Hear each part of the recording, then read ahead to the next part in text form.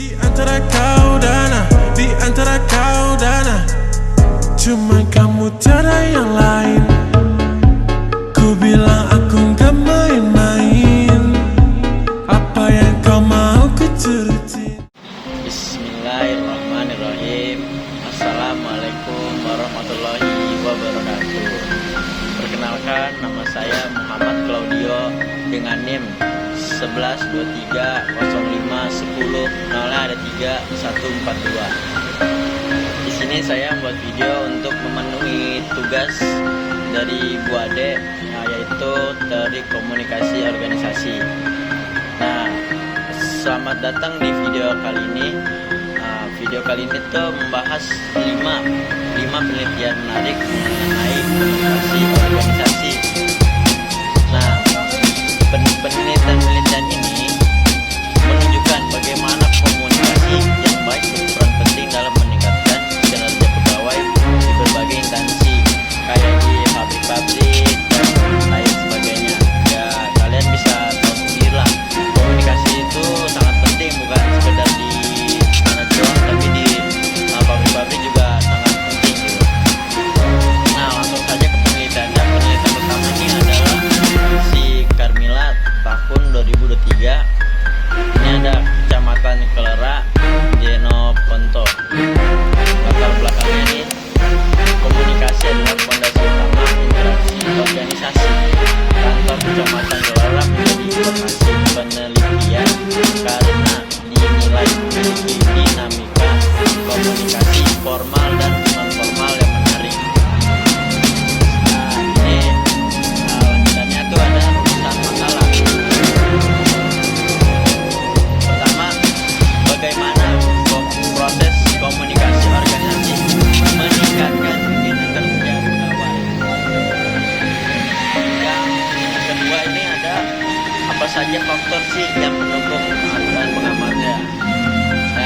Teori ini tuh yang tadi pertama tuh Goldhammer tahun 2011, 5 konsep komunikasi organisasi.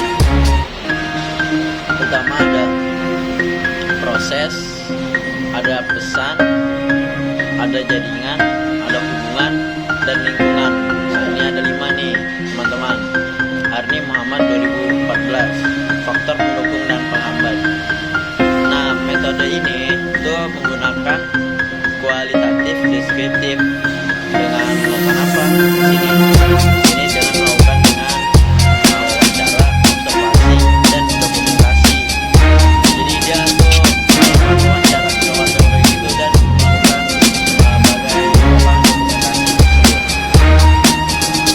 Nah, sini hasilnya tuh komunikasi berjalan melalui rapat, mingguan, grup WhatsApp, positif itu ada grup WhatsApp juga. Hambatannya tuh canggung berkomunikasi dengan orang baru serta teknologi yang kurang. Nah, jadi tuh canggung aja gitu lah, sama fasilitasnya tuh masih kurang ya. Nah, penelitian ini ada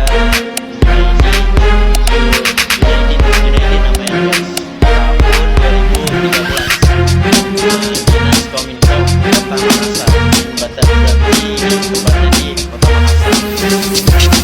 Di sini saya juga melihat ada latar belakang. Instansi pemerintah perlu membangun komunikasi yang efisien untuk meningkatkan motivasi pegawai. Jadi ini buat meningkatkan kinerja si pegawai inilah, biar motivasi dia guys. Teori atau metodenya ini ada kualitatif deskriptif, menekankan pada hubungan pimpinan sama si pegawai ini. Jadi hubungan pimpinan pegawai harus terus ya. Hasilnya di sini ada komunikasi yang terbuka antar atasan dan staf dapat membangun motivasi kerja sama mempercepat proses layanan publik. Jadi itu kurang lebih. Nah, yang terakhir ada karyawan lebih produktif saat pesan diterima secara langsung dan jelas. Nah, karyawan senang aja gitu, langsung tersampaikan gitu apa masalah dia gitu. Yang penelitian yang keempat ini ada punyanya ya si Wahyu Yeni tahun 2018. Kantor Camat Seberida Indragiri Hulu. Latar belakangnya kita lihat di sini ada salah satu faktor peningkatan kinerja pegawai adalah komunikasi dua arah antara atasan sama bawahan. Berarti ini komunikasinya dua arah ya guys ya, dari atasan ke bawahan, bawahan juga ke atasan, kurang lebih seperti itulah ya teman-teman.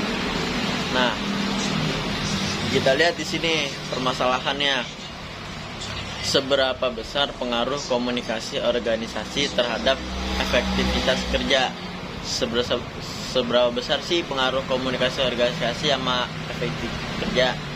Itu menurut saya tuh besar banget sih pengaruhnya untuk efektivitas kerja kita sekarang. Teori di sini ada teori dan metode. Teori tergantungan antara unit dan alur komunikasi organisasi. Metode ini menggunakan seperti yang teori yang di atas tadi sama, yaitu kualitatif dan deskriptif. Hasilnya itu di sini ada yang pertama, ini hasilnya itu ada 3. Yang pertama, alur komunikasi formal memperjelas instruksi. Nah, yang kedua itu komunikasi informal mempererat hubungan kerja gitu. Komunikasi, jadi mempereratlah hubungan antara si pekerja karyawan ini. Yang terakhir ini ada peningkatan kinerja terlihat dari pelaporan tepat waktu dan lebih inovatif. Jadi bisa dilihat dari pelaporan tepat waktunya gitulah ya, semacam itu. Yang terakhir, ini yang kelima nih, yang terakhir ya teman-teman, ada si Adi tahun 2014, perspektif lingkungan kerja dan komitmen. Nah, di sini kita lihat nih latar belakangnya apa aja sih, ya kan? Komunikasi tidak berdiri sendiri, faktor lingkungan kerja dan sehat, komitmen pegawai memperkuat keberhasilan komunikasi organisasi. Masalah, bagaimana hubungan antara komunikasi lingkungan kerja dan kinerja pegawai gitu kan? Bagaimana sih hubungan antara komunikasi lingkungan kerja dan kinerja pegawai? Di sini teorinya, teori peningkatan kinerja dan komunikatif berbasis sistem terbuka. Metodenya ini ada kualitatif, eksploratif. Beda dari sebelum-sebelumnya, di sini menggunakan kualitatif dan eksploratif.